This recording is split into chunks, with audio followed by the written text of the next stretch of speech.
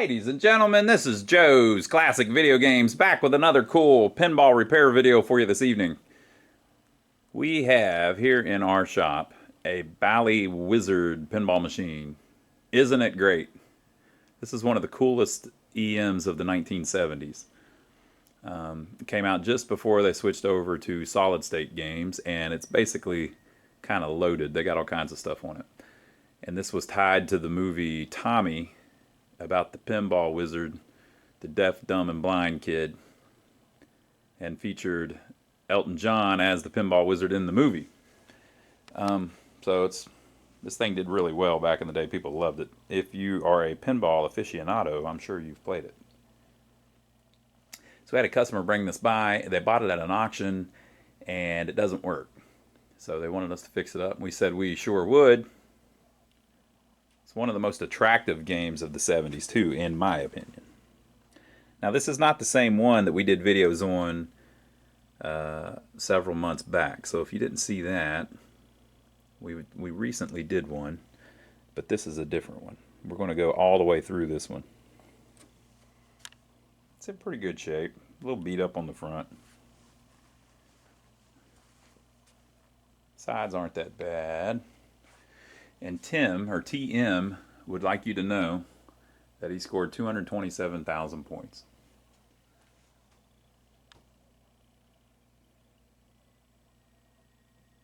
Crazy.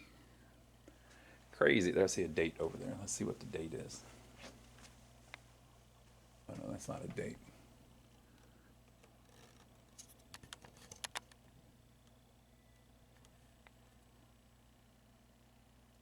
Can't quite make out what they put. Whatever. That's pretty common. Now, you might wonder, why do people do that? Well, there's a reason people do that. It's because back when the pinball machines first came out, you were supposed to do that. Can you believe it? When it came out way back in the day, a lot of pinball machines, somewhere on the back glass, there would be an open part that you could write a score in with a Sharpie or something. So, it looks like vandalism, but it's actually the pinball companies used to want you to do that. Now, maybe they did that because people were vandalizing the machines. I don't know, but there is a precedent for it. So that's what we're starting with. Let's see what kind of condition the Playfield is in. Has the interesting Bally apron from this era. For whatever reason, that's how they chose to do the art back then. But you can see the yellow matches the yellow on the Playfield. We've got a car from, I guess, the 40s with running boards here. Looks like a John Dillinger car coming down through the middle. The devil is trying to grab the ball from the out hole. You can see they really did a good job on the art on this. I love whenever the stuff isn't symmetrical. So this one's symmetrical part of it. The bottom is the Italian bottom that they're always talking about. But I like how it just wizard kind of scoops up that lane over there that the ball falls down so much while you're playing it. They have a strange, in my opinion, stand-up right there. I mean, it's kind of weird that you knock the ball up in there just to hit that stand-up. But that's how they did it. And over here, this says flip flags and advance bonus when lit. So you've got 3 targets here to flip over these flags up here, which is a pretty big part of the game. And here's where you flip over the 4th flag. So those flags, I can't remember which, I guess they go like how they are right now. So at the start of the game, they're like this. And if you hit one of those to flip the flag, or if you hit this, it flips flag 1. This one flips flag 4, right? There is a little solenoid in there that hits the bottom of this thing and flips it over like that real quick. And it's that fast, and they slap back. Well, they don't go back usually, but they slap over really quick. And so now it says lights, thumper bumpers. Or maybe they were like this, and it goes the other way. Whatever, we'll see here shortly. But yeah, it probably is like that, and then flips over like that. And the thumper bumper's light, because it wouldn't, with them like this, you don't really need to know that information. Right? But basically they change the variables on the playfield depending on whether or not those flags have been flipped over. And the flag itself, of course, isn't actually doing anything. It's just what they use to display it to you, right? So there's that. So that's a really cool feature. When the ball is shot, it comes up here and bounces around a little bit, and then more times than not, it comes down through here, and it'll hit these, right? But it will also, if it hit either one of these, you'll get one of these two flags flipped over. So just very cool. Here is another car going up this time. We have some aeroplanes dropping bombs on them. And there is a stand-up right in the middle of the playfield. So that's an interesting layout, little different. All right, and then of course the most impressive part of the back glass or the game is the back glass. Bally Wizard. Again, you have the planes in the air. You've got fire everywhere. You have a pinball machine apparently on the playfield here. This side says love, this side says evil. Down here, one of the eject holes says ball and play. The one over there says 1 to 4 can play. You have the Tommy name right there in the middle. You have the girl is chained to the pinball with a anklet on. Right? The guy has a snake for a belt.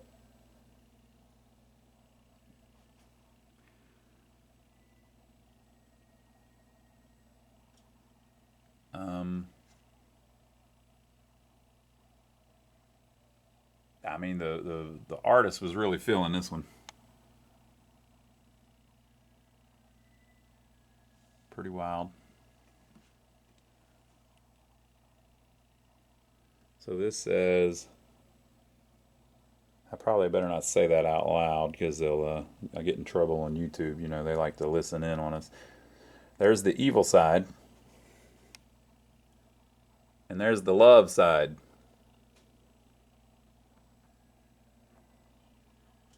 So this is one of the most memorable back glasses from the 70s.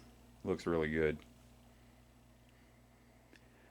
All right, so the playfield, the only warrior I saw really was here, this little scoop hole. Basically, every time it pops out of here, it's going to land in the same spot. And after it does that 50,000 times, it's worn off the paint. On more modern machines, they started putting a little piece of Mylar there so that it would hit plastic every time it did it, and it wouldn't wear the paint. Got a little bit of wear down here, but really nothing to write home of, nothing to talk about. So that's the condition of the cabinet. Let's look in the back of the thing. So here is the back box. Step back so you can see it a little bit.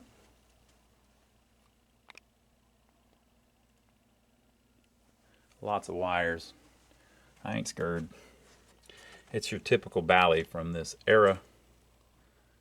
So this is going to be what they call the 0 to 90 unit, which is kind of like what they use for the match and things like that at the end of the game. This is the player up unit, used to switch between the 4 different players. And then of course you've got 16 score reels, 4 for each player. You've got 3 Jones plugs, so you can unplug the head and take it off if you want. And then you've got a 10-point relay, a 100-point relay, a 1,000-point relay, and 2 score reset relays. So at the beginning of the game, you can reset all the scores. And then up here at the top, you have the over-the-top relays, if that's what they're calling them. Let's see if they label them anywhere. Is there a label we can see?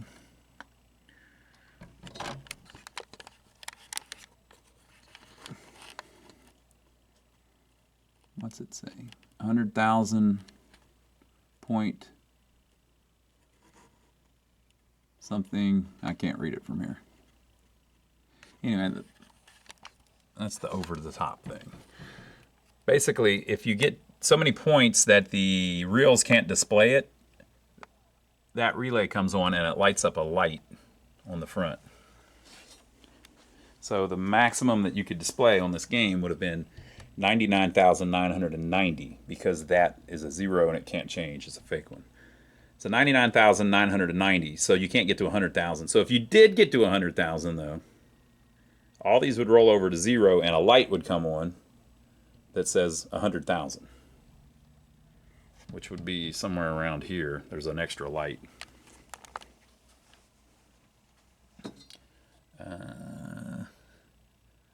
We'll find out whenever we play it. But that's what those do. And then, of course, the credit wheel, replay wheel, whatever the Bally called theirs. So it looks like a lot, but it's not really. I mean, one, there's 4 sets of everything. And it just looks like there's all kinds of stuff, but it's really not that big of a deal.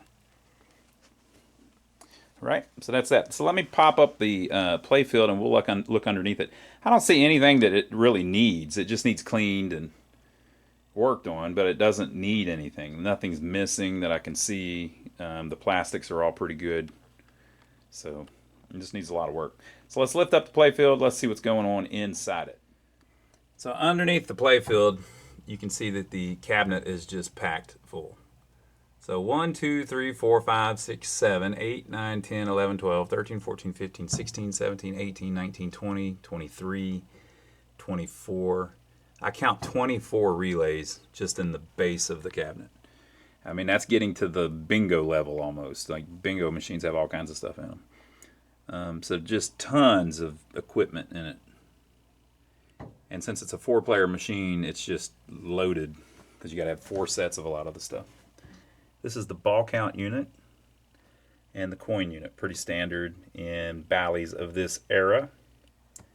The coin door has had the coin mech equipment removed. Now you might say, why would they do that? The operators, whenever they sold these games, so they would buy this game, let's say it came out in 75 or whenever it came out, they would take these games and operate them for a few years, and then once the digital ones came out, this one probably didn't earn as much, or I don't know what the lifespan of one of these would have been on route, but they would basically not make any money on it anymore. So if somebody contacted them and wanted to buy a game for their house, they would sell it to them, but they would remove all of the coin equipment first because they didn't want them being their competition. So let's say you sold somebody this for their house and it still had the coin mech in it, that you could just go out and put it on location somewhere, and now people are going there and playing it instead. And you might think, oh, I can't believe they would worry about that. Well, the operators that's just how they were. They were kind of superstitious too. So they would not, some of them would not sell a game that was still able to be operated. So by removing that stuff, they felt like it can't even possibly be put out on the street again. So free play it is. Now, the bottom of the Playfield is very heavy on this game because there's a lot of extra stuff added to it. So you've got the kick-out hole here. You even have a lot of switches, really.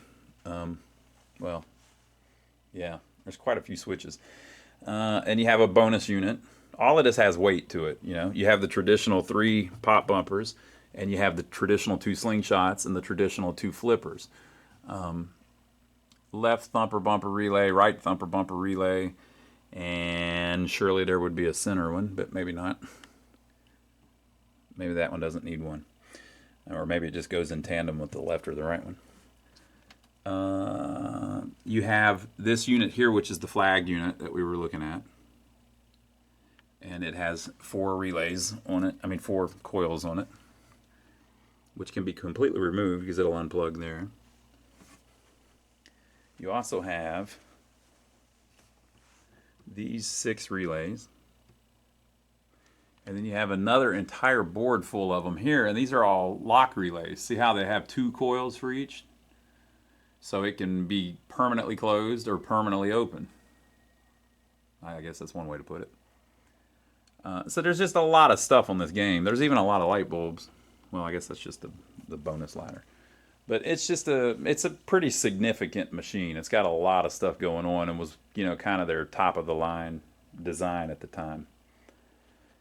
So very cool. So I think what we'll do first is we'll lay the playfield back down and we'll plug it up and just see if it does anything. And then that'll show us kind of the condition that it was in whenever it was a guy, and I think his friend came down. So whenever or it may have been his family. I wasn't here when he dropped it off, but we'll see what condition it is whenever they bought it at the auction. And I don't know if it was represented as working at the auction or not, but we'll see what it's doing, and then we'll go from there. Okay, so I moved it, plugged it in. Let's see if it's going to cooperate in any way. You try turning it on. And there's no power switch.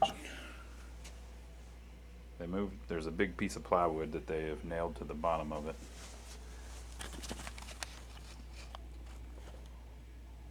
And the power switch is gone.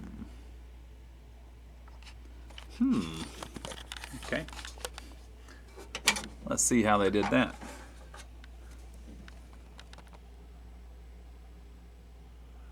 Alrighty. So the chimes are not going to work. Let's try plugging those back in first.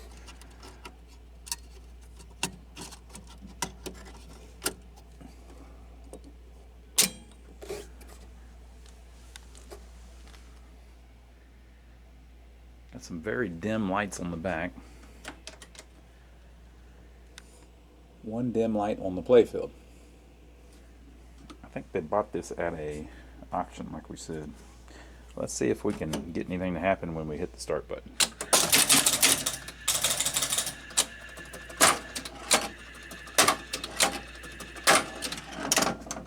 Alright, I got the ball out finally. Okay, let me set up the tripod and we'll flip through a game. Alright, so we've lost all our lights. Also, she's sitting pretty flat, so there's not much slope there. I just heard metal on metal. That's the plunger hitting the metal ball. Yeah, see, we don't have any slope. I just tilted it. Basically, it shouldn't be sitting this flat.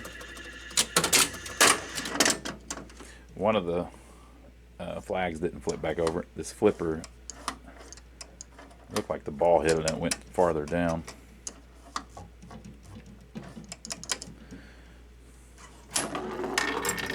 It does say ball 2 though.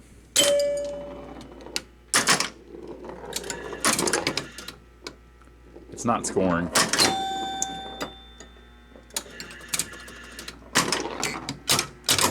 It's making the noises like it's scoring, but it's not actually giving us any points.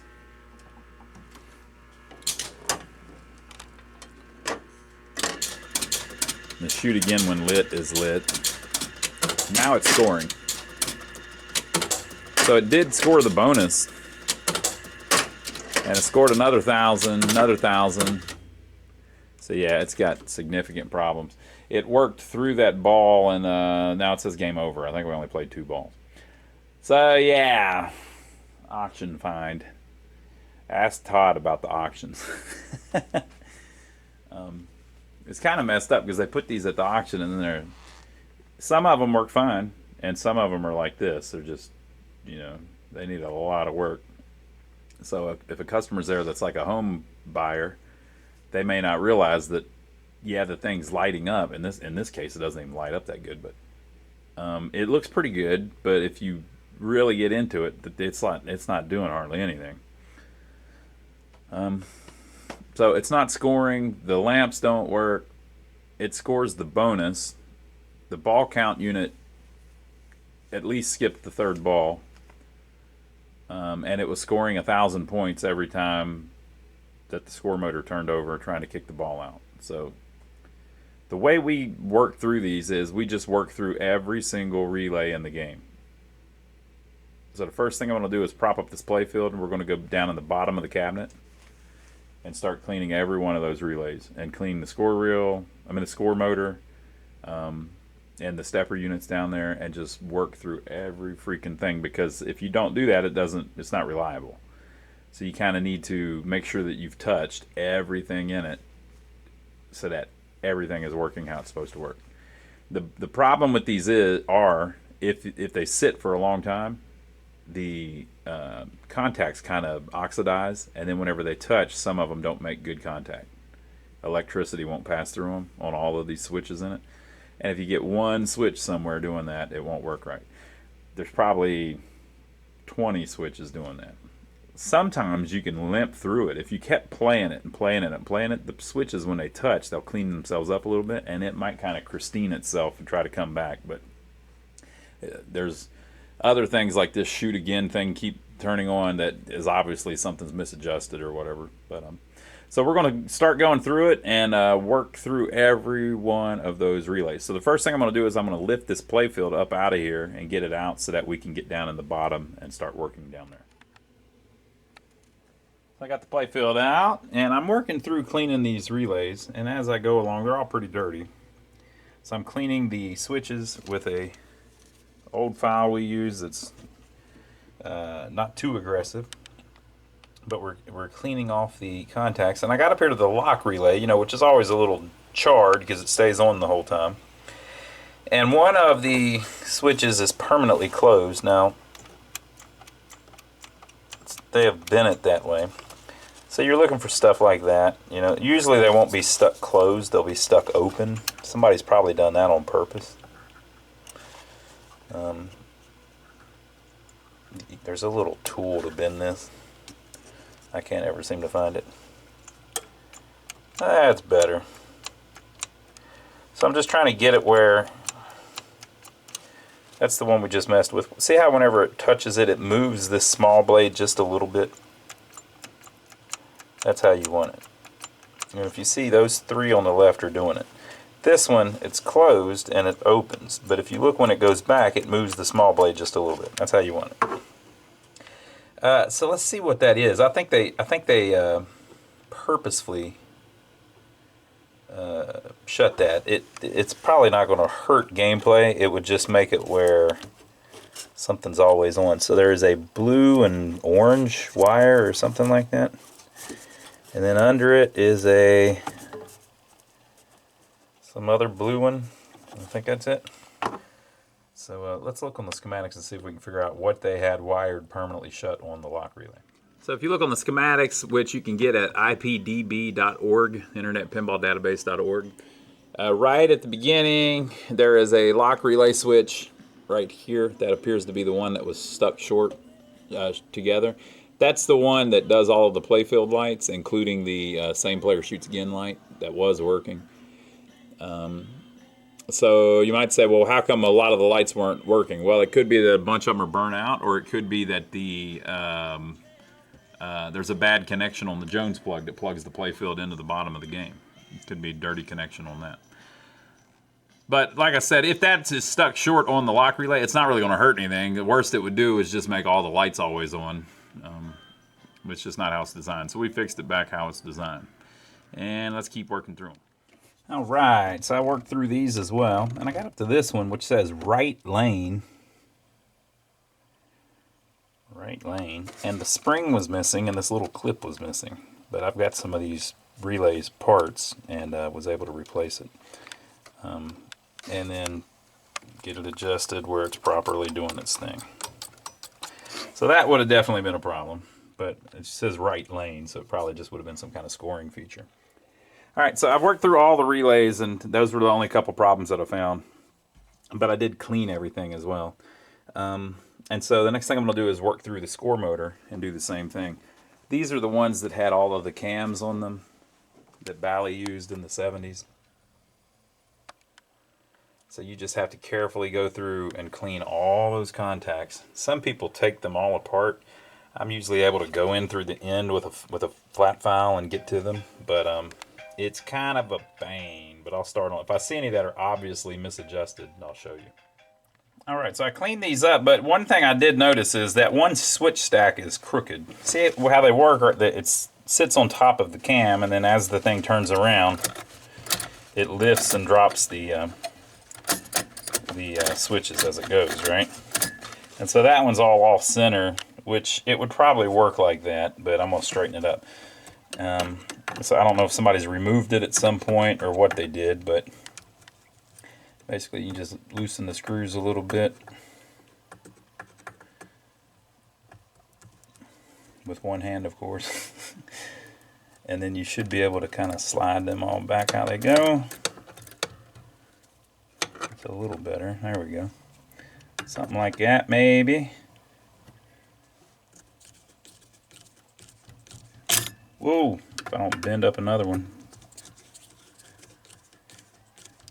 I always use hand tools on these. I know everybody loves power tools, but you strip out screws, you do all kinds of... Power tools cause all kinds of problems, in my opinion. But now it's straight again.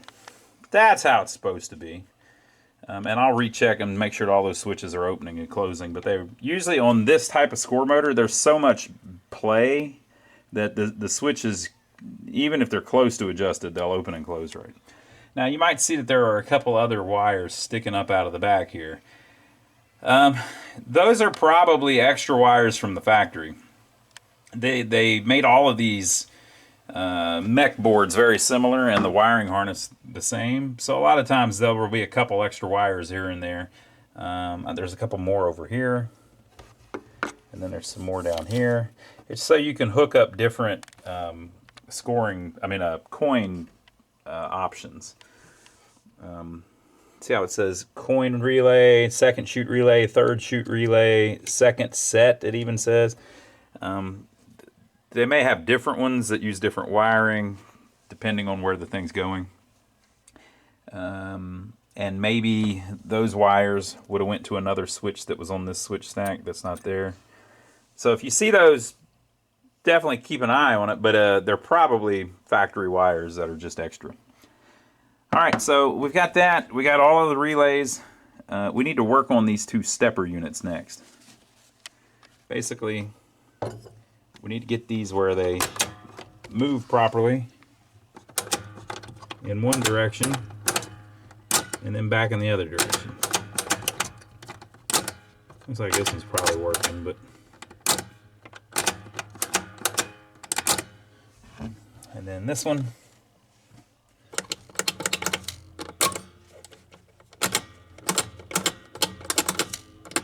I believe that's the player unit and the coin unit, I think.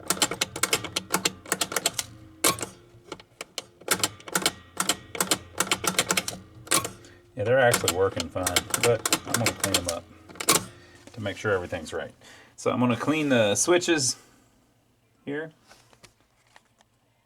And then we're going to clean the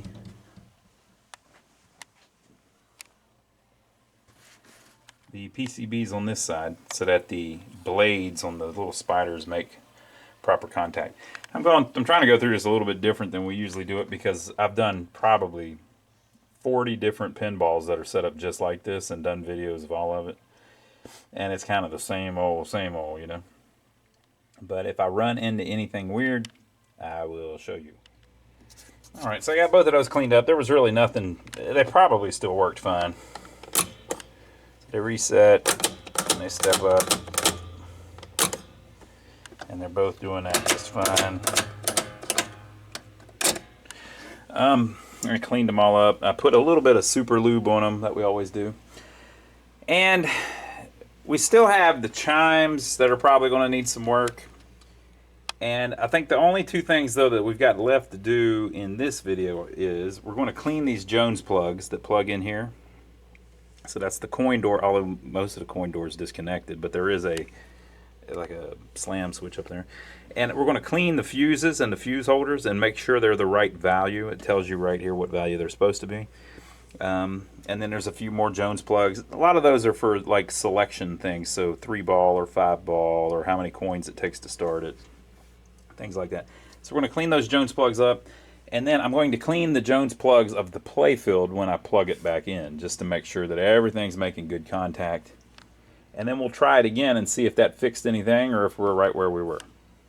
So let me work through that, and then we'll play another game and see if it's any better. Alright, the fuses were all the correct values, but one of the fuse holders was screwed up, so I replaced it with a new one. Those are little breakaway fuse holders that we buy. I don't even remember where we got them at. I think we may have got them at Marco Specialties, but they're for marine use. So a lot of times you see them in boats and things. There will just be a bunch of them in a row. They call them breakaway fuse holders. So you can just break one off and use it as a one-piece thing there. And so I'm doing the Jones plugs and the ones for the Playfield.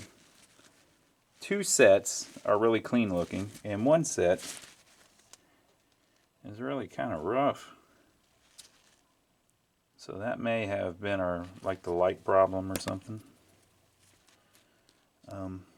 See these bigger lines that are running on here? Now you might not know what I mean by that. If you look back here, see how the wires, some of them are smaller? The big ones are always like the power bus stuff, lights and stuff like that. Yeah, so see those little ones? Those are going to be like for one relay, one switch. But these big ones are going to be like for lights or all the coils or something. So if those aren't making good connection, you would definitely get the lights not working. All right, so let me finish cleaning those and we'll see what she'll do. All right, folks, so let's see if we get anything different. First thing I notice is that we have Playfield lights. Yay! So that's probably a bad connection on that Jones plug. Or it might have been that fuse. The fuse was still connected whenever I messed with it. It's just that it broke while I was removing the fuse. So let's see if it plays any different. It says right now that we've got 10,000 points on the first player score reel. Okay. It went back to 0. The back box lamps all died. The same player shoots again when lit. Light is lit again. And let's just see if she'll score at all. With the back box looking dead, though, I doubt it. The lights came back. It didn't score, though.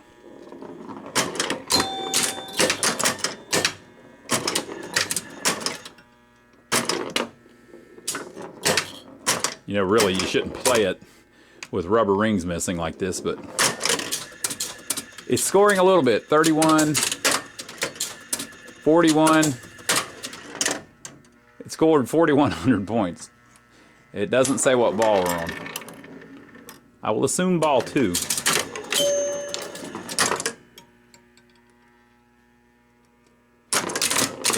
Oh no, we're on ball 1, because remember it was same player shoots again. It doesn't say same player shoots again this time though. We're at 7,200 points. Some of the stuff is scoring. 82, 92. 15-2.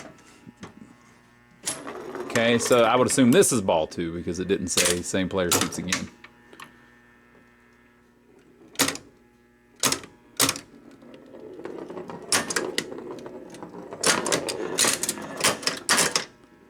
The flippers are going to be pretty good. 19,200.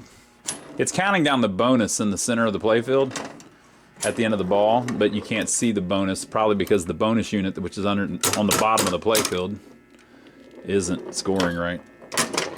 Also, the pop bumpers are not scoring. There's only, I think, about all that is scoring is the bonus countdown. So this should be ball 3, maybe. Oh no, game over. I think that was correct. All right, so 23,200 points. We've got it to score a little bit, but not much. And that's because we haven't done anything on the playfield yet.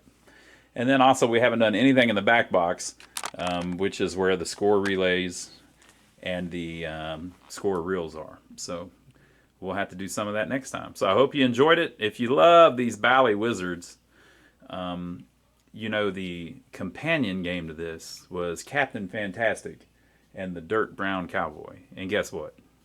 We did a Captain Fantastic and the Dirt Brown Cowboy, the Elton John themed machine. And if you'd like to see that, check out that video right there. We will see you on the next one. Make sure to click the link up above too and check out my brother Donnie's channel. I'm over there with him on his channel a lot. A lot of fun ensues. We'll see you on the next one.